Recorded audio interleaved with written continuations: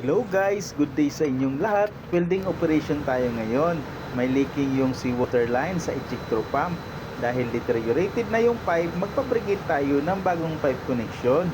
Samahan niyo ako guys para magkaroon tayo ng idea. Siyempre, kailangan natin ng mga materyales like angle bar, pang braces, flanges, bolts and nuts, pipe and elbow.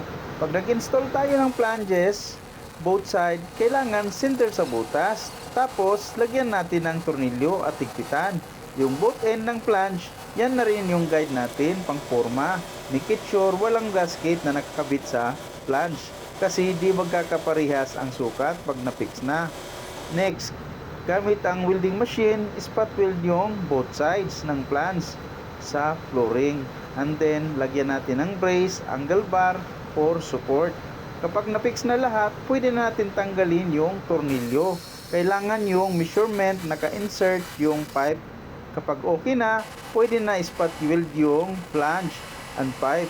Kailangan yung distance both end ng pipe is equal para pag nag-full weld, intact yung welding.